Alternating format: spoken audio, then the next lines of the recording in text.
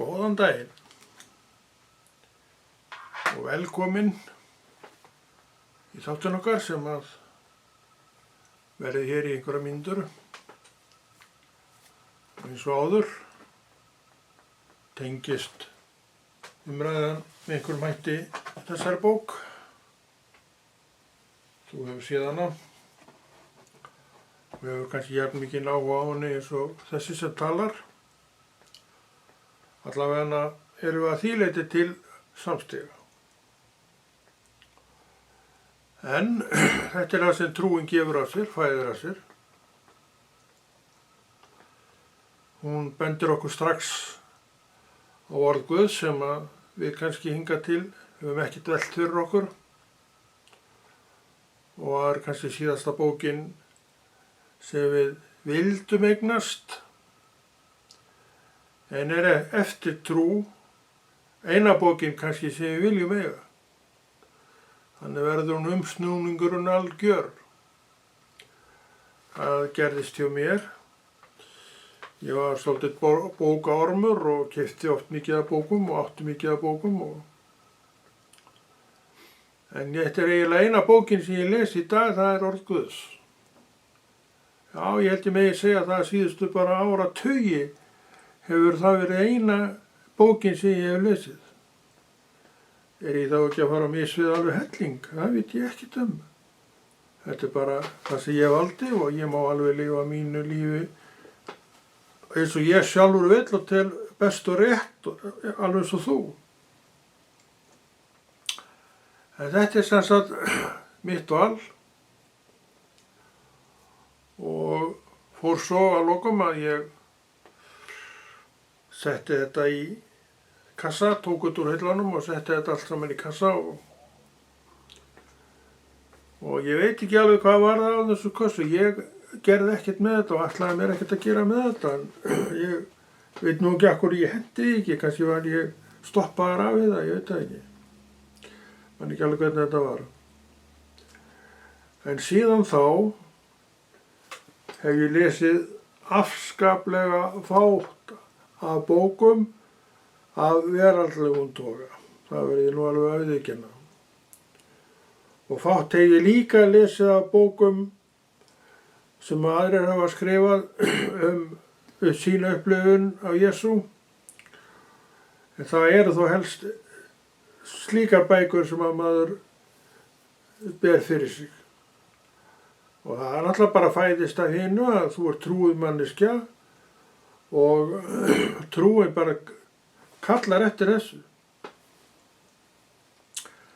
Hún krefur þig kannski ekkert um það, en þú ert komið með þann þanga inn að trúin er bara í efsta sæti.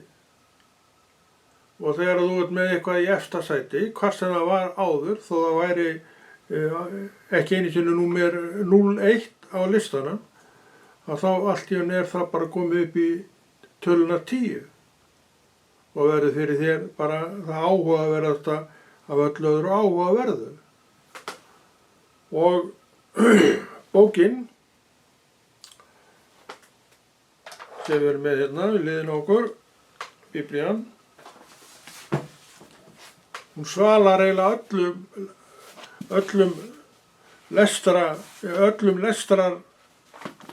hvað segir maður, áhuga manns í dag. Og þessa bók er ég búinn að lesa alveg frá því að ég frelsaðist 1989 sem ég oft talaði um. Ég átti hana reyndar ekki í fyrstu mánuðina, en svo fékk ég hana og síðan hef ég lesið hana daglega. Og ég man eftir því, ég var svona eitthvað að pæla í hvernig væri best að lesa þetta. Og mér skildi minni þann og flestir hafa nú lesið þetta svolítið svona handahófskennt. Bara opnaði hana og lesið þar eitthvað, eitt kafli eitthvað og svo lokuðu þeir hann aftur og svo opnuðu þeir hann aftur handahófskennt og lásu einhvað þar og ég byrjaði á þessu. En það gekk ekki nema bara smá stund. Því að ég sá að ef maður fór þessa leið, þá var þetta allt saman meira og minna samengislaust. Þannig ég söðlaði skipti kvæðin í kross og byrjaði bara á Matthías og Guðspjalli, kafla 1, blaðsíðu 1, og svo las ég bara Biblíuna til enda, Opinberunarbókarinnar, á síðasta orðinu þar. Og allt saman þar á milli. Og við þetta hef ég haldið mér, en þann dag í dag, að ég veit ekki hversu oft ég búinn að lesa orðið Guðs, en það skiptir það engu máli. Það sem skiptir máli að vakna inn í sína eigin trú að morgni dags. Og hún bara krefur mann þessa eins og einkum og sér í lagi að þekkja orðið betur en verð. Það svo vinna sem að kristinn maður í, hver dag, alla daga, svo lengi sem hann lifir. Ég sem sagt, eins og ég segi, ég frelsaðist 89 og til dagsins í dag nú orðnir nokkrir áratugir. Biblían, hún ennþá áhugaverðasta bókin sem ég hef átt. Og þegar þú kemur heim, þá sér ekki í kjöl margra bóka, nokkra bóka. En ef þú hefðir komið heim, segjum fyrir hálfri öld, ég orðinn svo gamall og var að dauða, þá hefðir hún séð svolítið aðra innkomu. Hansahillur, þú manst eftir þeim eða ekki, eða hvað, þú manst ekki eftir þeim, það skiptir ekki máli, en þær voru eins og til. Þær voru fullar af bókum sem ég átti. Og maður las þetta allt. Og það var ekki ein trúarleg bók. Og maður hafði þann sið, gerði það í nokkur ár. Að það voru haldnir bókamarkaðir, ég veit ekki hvort þeir eru haldnir enn. Og maður fór þangað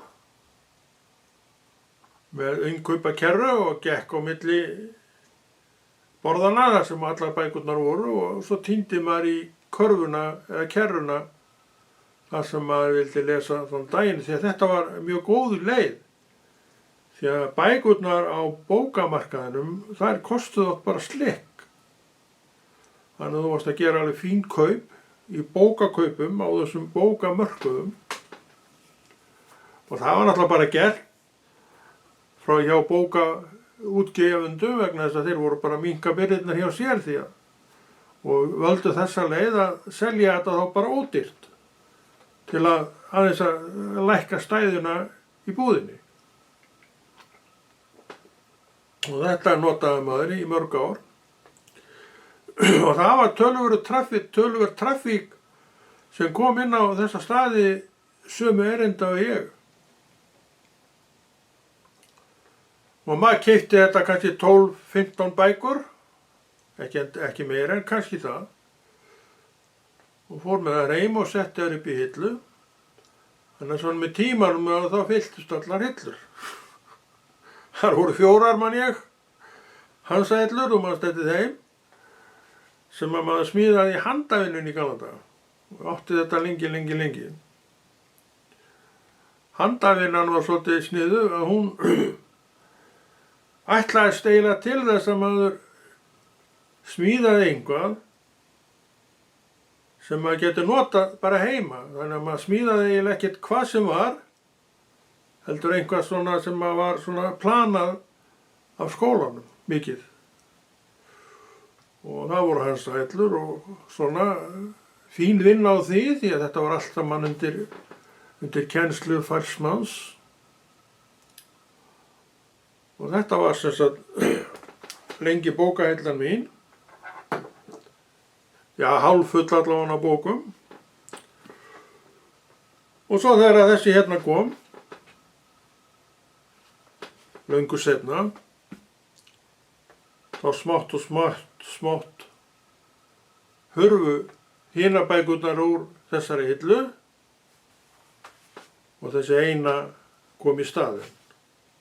Það vísu ekki þessi bók sem ég held á hér, heldur önnur sama eðlis. Þetta er nýjasta útgáfan af Biblíunni, það var ekki 2000, en hinar voru eldri, útgáfanar sem komu undan þessari. En þetta hefur fylgt mér frá til dagsins í dag og það er engin veikleikamerki á neinu hvað þetta snertir. Heldur enn er hugsunin svo að auka þekkingu sinna spönn í dag og þannig hefur þetta verið frá 1989 frá þeim tíma sem að maður fór stöðugt að lesa Biblíuna. Það gerðist mjög fljótt, kannski ekki alveg sama dag en örugglega á sama ári, hugsa ég. Og síðan hefur þetta bara verið stíllinn. Ég gekk inn í söfnuð, eins og ég oft talaði held ég, ekki annars, hvenær var það, 1999 held ég. Gekk inn í kirkjunni, sem ég segi. Og ég er búinn að vera inn í kirkjunni alveg. Já, allavega fljótlega eftir það, þá gekk ég alveg inn í kirkjuna. Ég man ekki alveg hvernig lifibrauðið var og nú stundu svona þröngt í búinu. En maður leiði það allavega alltaf og svo komst maður nú eitthvað styrk manni sem var nú svo sem ekki neitt hár og þá fannst maður vera orðinn milli með þessa aura og þá gat maður fara að vesla sér matvæli þau sem maður vildi sjálfur eta. Og svo náttúrulega var maður milli og billi þegar maður komst á ellilaunin. Það er nú ekki til siðs að vera mæra þau mikið en alveg gjörbreytti minni stöðu alveg helling. Og það er nú bara þannig að ég er nú ennþá með þessi ágætu ellilaun og ég hef engin önnur laun og hef allt sem ég þarf og hvart ekki. Ætli þetta sé ekki bara blessunni sem Drottinn talar að muni veita að færa okkur í fang þegar við komum til hans. Hann er traustur Guð, hann sker ekki eftir neinu og hann segist annast mannin og hann gerir það. Já, hann sér sitt fólk.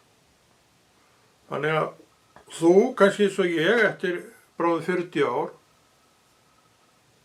segir og meinar og segir sannleika, mér skortir ekki neitt, mér hefur aldrei skort neitt, síðan ég gekk til liðs við Herra minn, Jesú Krist.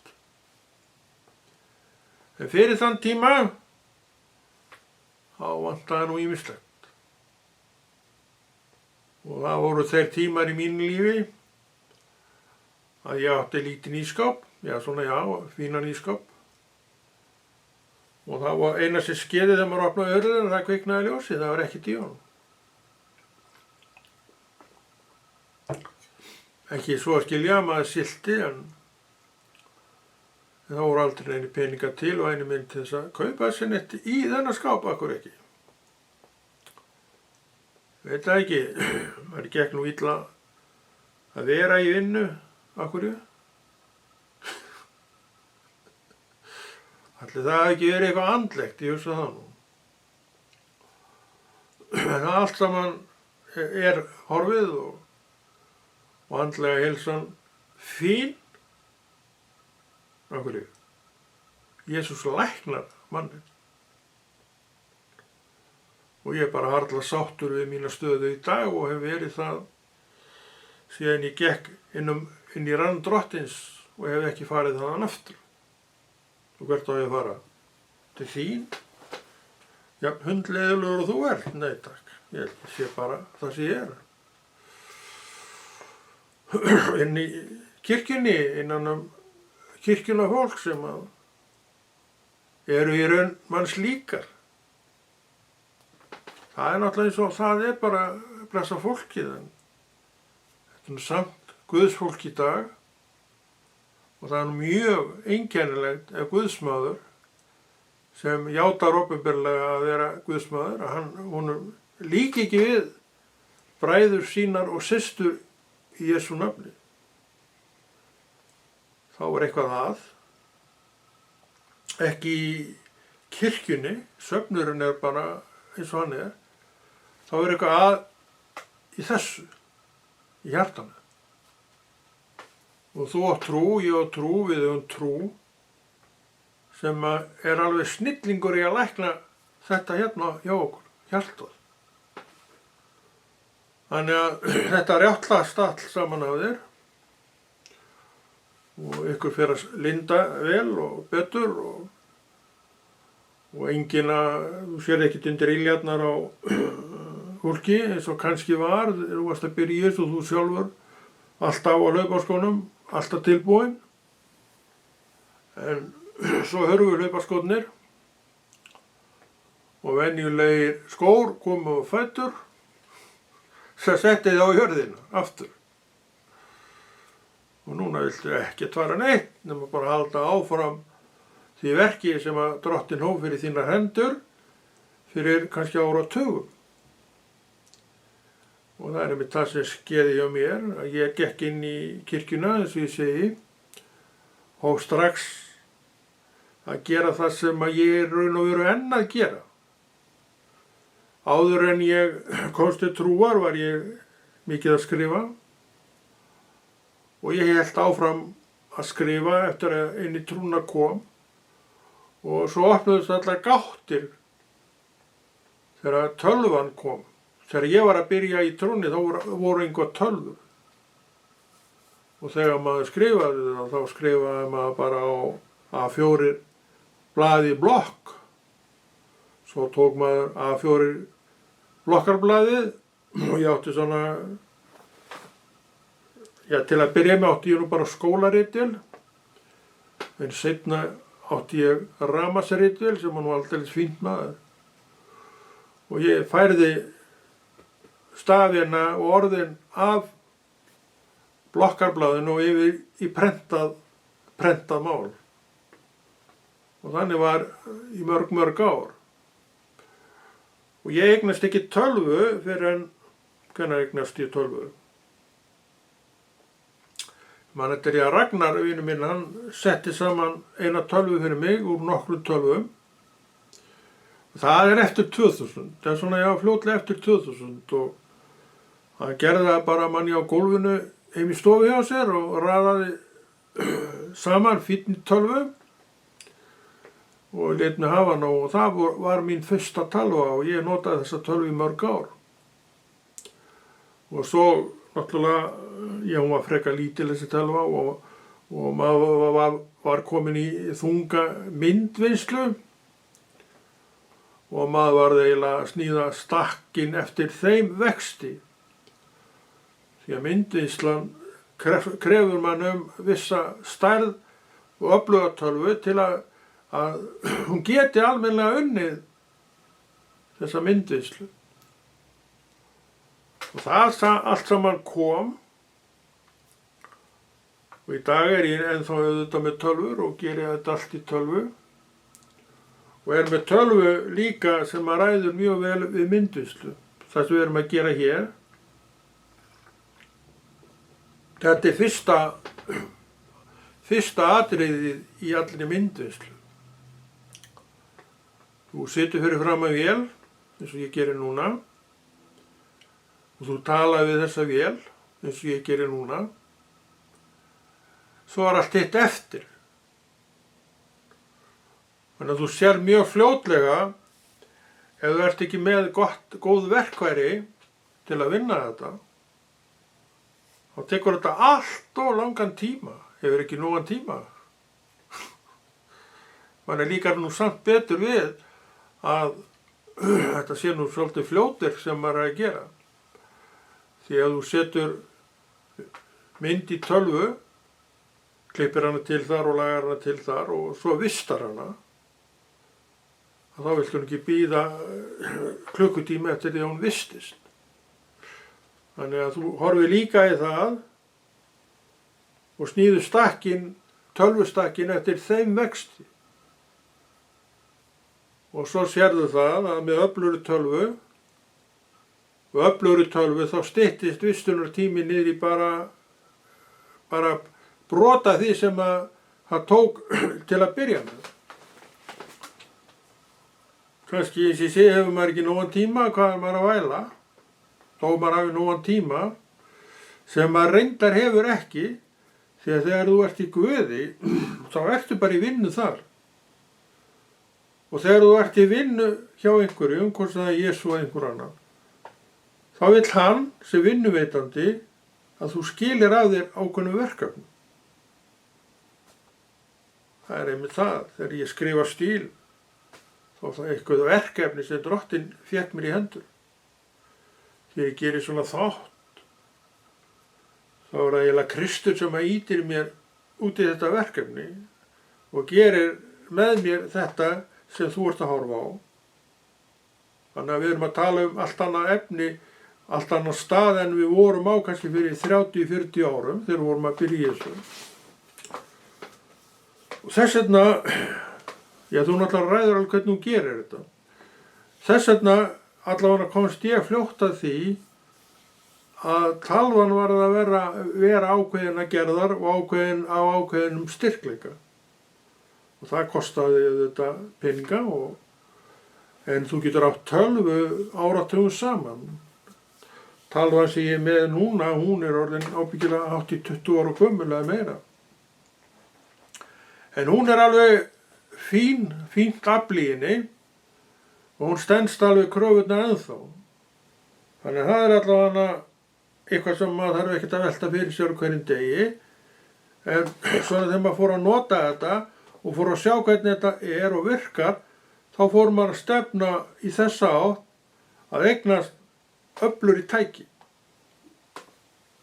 Þannig er það nú bara að þú vilt ekki þurfa að hanga yfir verkinu lengur en þú þarft í raun og veru. Ef þú vilt vera snöggur að því, þá hefur þú tæki sem ráða vel við það sem þú ert að gera og er ekkert að eyða neitt allt of miklum tíma í það, en þetta tekur allt tíma. Þetta er svona þróunin sem verður, en þú getur ennþá þetta hangið á þínu fyrsta stað og þú setur þetta í morgni dags eða kvöldi og svo kemur á næsta dag og þá er þetta kannski að klárast. Þú getur alveg verið þar, en ég held að sé nú fáir sem að endast mjög lengi í því að þannig bara er það að þegar þú ert að gera eitthvað, eins og við vorum að tala um áðan, þá viltu ekkert endilega gefa allt of mikinn tíma í það. Þú vilt að afköstin séu góð og þegar þú ert komin í þessa deild, þá þurfa afköstin líka að vera góð og það ræður tölvan og afl tölvunar öllu málinu. Þannig að þú horfir til öflugri tölva eins og maður gerði á sínu tíma og kom þeim upp. En eins og ég segi það er alveg 20 ár síðan að ég kom því allir saman upp og þær eru ennþá í notkun og ennþá að skila sínum arði ef svo má segja. Þetta er svona koma sér á þann stað sem að maður sætti sig við. Hefði ég ekki farið út í þetta og kynnt mér málið og fengið ráðleggingar frá góðum mönnum, já, þá sennilega væri maður löngu hættur þessu. En það var aldrei vilji Guðs að ég hætti þessu, heldur bara gerðan málið þannig út að þetta small allt saman. Og ég svona í 95%, já 99% tilvika, ég notaði þetta myndefni fyrir orð Guðs. Og það er ennþá með þeim hætti og þetta staðhæfi þú sem hefur kannski verið að hlusta á þessa þætti mína. Að þeir eru allir á þessum nótum. Og það er orð Guðs Við erum svona mismunandi duglegir að lesa í því. En við erum núna í Lúkasaguðspjalli í 11. kafla. Svo bar við Jesús var á stað einum að biðjast fyrir, að einn lærisveina hans sagði við hann, þá hann lauk bæn sinni. Drottinn kenndi okkar að biðja eins og Jóhannes kendi lærisveinum sínum. Takt eftir því að lærisveinin þessi, hann býður hann ekki þessara bónar að kenna sig fyrir hann að Kristur hafði lokið bæn sinni. Sem sagt, einhver að biðja, þú virðir bænina hans. Og þurfur eitthvað að spyrja, eitthvað að segja, þá býður þangað til að hann hefur lokið bæn sinni. Að vera á bæn heilug stund í raun og veru. Og þá má ég segja það að þessi lærisveinn hafi áttað sig á því að Kristur var að biðja og að hann var á helgri stund. En þetta líka kennsla í því að taka tillit til fólks. Að vaða bara ekki inn og skítu skónum með háresti því að okkur liggur svo á að fá svar. Þetta býðum við aðeins þegar við sjáum að henni upptekinn. Já, hann var upptekinn. Þegar við erum að lesa orð Guðs, má segja að við séum upptekinn. Þannig að við getum verið að læra alveg endalaust út frá orði Guðs. En svo þegar Kristur lauk sér af og hinn segir, Drottinn kendi okkar að biðja eins og Jóhannes kendi lærisveinum sínum. En hann sagði við þá, þegar þeir biðjist fyrir þá segið, hann sem sagt kemur strax með það inn, þessi lærisveinn biður hann að kenna sér að biðja eins og Jóhannes kennir sínum mönnum. Hann gerði það ekki. Hann var ekki Jóhannes, hann var Jesús. Og hann ætlaði bara að kenna þá kennslu sem hann vildi að þeir næmu. Og þá verður til yndislegt faðirvorðið. Það er það fyrsta sem að hann kennir þessum unga manni, eða þessum manni sem að bað hann að kenna sér eins og Jóhannes kendi þeim að biðja. Þannig að ég sé allavega að lesa það út úr þessu, að hann bara kemur með sína einn bæn. Sem segir okkur það, við eigum ekkert endilega að vera að apa upp eftir öðrum. Við höfum bara að leyfa trúnni okkar að tala bara í gegnum munn okkar eins og hún vill. Þetta er það sem Kristur gerir, það bara kemur út, trúin kemur bara út munnans eins og trúin vill að hún komi, að þetta komi. Þegar hann sagði við þau, já, þegar þið biðjist fyrir þá segið, Faðir, helgist þitt nafn, tilkomið þitt ríki, gef oss hver dag vort daglegt brauð, fyrirgef oss voru syndir, enda fyrirgefum við öllum voru skuldunautum og eigi leið þú oss í freistni. Þetta er faðirvorið, að við svo litið stutt útgáfa,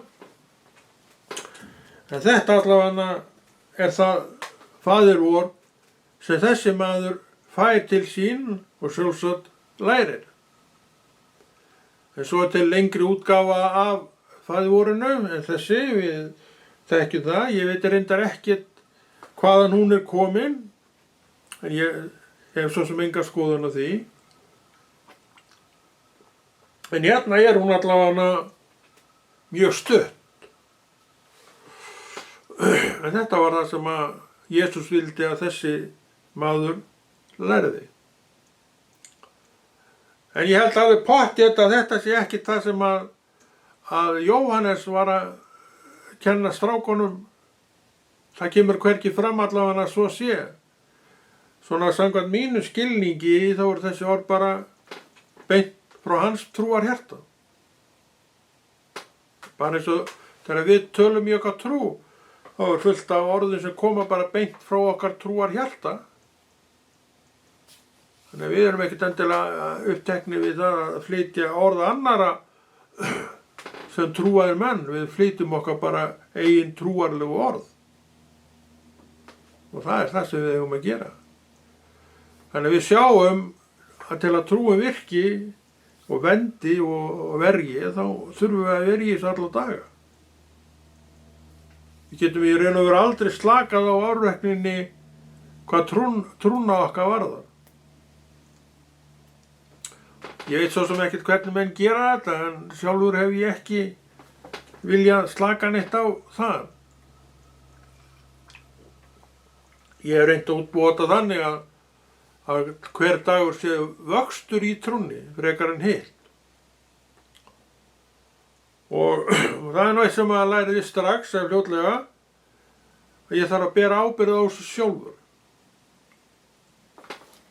Það er gott að vera undir kennslunni, hún hjálpa manni við margt og útskýri margt, en ég verð samt að bera ábyrgð á þessu sjálfur og ég komi með bókina og ég ætla að fara að lesa hana vegna þess að ég vil læra það sem orðin vilja segja mér þá og þá. Og ef þú lest Biblíuna, sem að ég rekna með að þú gerir, að þess að mér varði neitt það, þú hefur þetta eins og þú vilt, að ég er búinn að vera að lesa hana síðan 89 þegar ég frelsaðist, þá fljótlega fór ég að pæla í orði Guðs og strax fór að hoppa til minn orð úr lestrinum sem að, já, þetta er áhugavert. Þannig er Guðs orð. Það er bara lifandi, það er kröftugt. Það talar til einstaklingsins. Beint, millilega laust. Alveg eins og skeiði hjá þessum unga manni sem að spurði Jesús að hann kendi þeim bæn sem að Jóhannes væri að kenna sínum mönnum. Jóhannes og Jesús voru samtíða menn, eins og við vitum. En eins og ég var að segja á þann og til vera, að þá fer hann ekkert þá leið. Þannig að þetta er svolítið líka ábending til okkar sem trúum, við eigum að gera þetta eins og Drottinn sjálfur leggur til að við gerum. Er það hægt? Hann er lifandi og hann lifir í þínu hjarta. Og hann talar til mín og þín frá hjartanu. Já, og hann bendir á þetta og hitt, þaðan. Hvort þú sinnir því, veit ég ekkert en ég reyni að sinna því ef ég heyri eitthvað þaðan. Það hefur ekkert orðið mér til neins tjóns. Það hefur bara orðið mér til trúar styrkingar og eflingar í trúnni og ég kann vel við það að eflast í trúnni á hverjum degi. Já, ég er búinn að vera í þessu lengi, áratugi. Eru þau ekki löngu orðið fullnuma? Gleymdu því. Þú voru aldrei fullnuma í trúnni. Orð Guðs verður alltaf verið þér nýtt og ferskt og orð Guðs verður alltaf einhvað sem þú getur sótt í aftur og aftur og alltaf fengið eitthvað nýja hugsun út úr því sem þú ert að lesa. Eftir eftir alla þessa áratugi er ég enn að upplifa þetta með nákvæmlega sama hætti og verið hefur. Af hverju? Svo vorum að tala þá er orð Guðs lifandi og orð Guðs er óþrjótandi viskubrunnur líka. Það dregur upp mynd af einu og öðru og þú pælir í henni vegna þess að orðið stekkur í hjartað sem þú varst að lesa og þú ferð að velta því fyrir þér og það getur bara verið, hvað sem er í orði Guðs. Og allt vekur þetta jafn mikinn áhuga hjá þér. Þú finnst þetta mjög merkilegt. En þú lest náttúrulega ýmislegt annað en finnst það kannski ekkert vera neitt sérstaklega merkilegt, þó eitthvað þetta getur verið það. En þegar þú lest Biblíuna, þá er það bara svona undantekningarlaust það sem gerist. Þess að voru líka að tala orð Guðs er alveg sérstakt. Hann alltaf er skrifað af lifandi Guði, hann setti niður orðin og hann lifir enn. Hann var þegar þetta var skrifað og hann er með okkur í dag og við erum með orðin sem hann skrifaði. Það búið þýða þetta svo oft maður ekkert að marka þetta.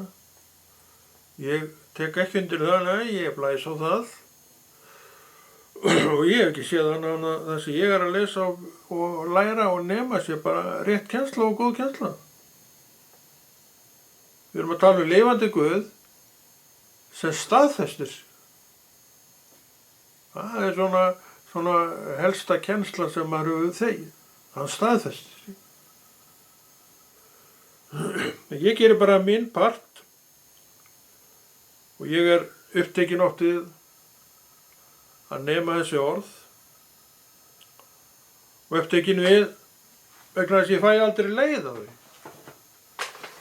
Ef þú værir enn að gera sama verk eftir bráðum kannski upp undir 40 ár þá er nú möguleiki á því að þú væri nú orðið svolítið leiður á því. Að því að verk sem við erum að vinna sem menn, búið til að mönnum og svo framvegis, það er dautt. Það er ekkert líf í því. Öndvertu orð Guðs að það er lifandi. Og þú veist að það er lifandi því að trúin í þér, hún lifnar við af því að lesa. Þannig lifnar það við. Þannig við erum ekkert að tala hégóma þegar við tölum svona. Það er bara staðreynd. Svona er þetta. Svona virkar þetta. Og svona virkar þetta áfram. En þarna veit ég að ég er að tala fyrir daufum eyrum. Það er að segja, ef þú ert ekki á þessum sama stað og ég. Hvað vekur áhugaðinn til að vita eitthvað meira, veit ég ekki. Og það er ekkert mitt verk að eiga neitt til það. Mitt verk er og þitt sem trúari mannesku er bara að gera vilja Guðs. Já, þú hefur köllun. Mín köllun er að sitja fyrir framan þessa fallegu myndavél, taka upp efni, trúarlegt efni og núna erum við með orð Guðs sem við tölum sem lifandi orð. Það er mín reynsla, það er þín reynsla sem trúara mannesku, en sá sem á ekki trú, það lifnar ekkert við fyrir honum. En þetta getur samt vel verið, maður veit aldrei hvernig drottinn vinnur og maður veit aldrei hvenær hann snertir manni þannig að eitthvað vakni með honum. Það er heldur ekkert mitt áhyggjuefni, en það er hins vegar mitt áhyggjuefni ef ég vil hafa áhyggjur á einhverju. Það er að standa á fætur þegar drottinn krefur mann að fara í verk fyrir sig. Já, fyrir sig. Þannig obbi allra verka sem maður gerir, þau eru bara eitthvað sem maður finnur upp hjá sjálfum sér. En stundum gerir maður verk og vonandi er það nú all oft, þar sem að drottinn beinlínis setur mann í verkefni. Þetta til að mynda skrifa pistla daglega eins og ég gerir nú mjög oft, það er bara verkefni sem að trúin hefur krafið mig En ég er ekkert allan hálfan daginn að skrifa þessa pistla, ég er ekkert lengi að því. Og þá get ég alveg, ef ég vill, færi bara að gera það sem ég vill. Og geri það auðvitað. Það er ýmislegt sem að maður sýslar við. Já, en kannski meir og minn allt trúar tengt vegna þess að trúin er það stór partur af manni í dag að það verður ekkert undan vikist henni. Og akkurri, trúin er það besta sem maður á. Það er að vera búin hjá okkur tíminn og við erum tímakallar og tímafólk og konráðkveður og biður þau að biðja bæninni meira fyrir þessu efni Já, sjálfur vill hann halda því áfram.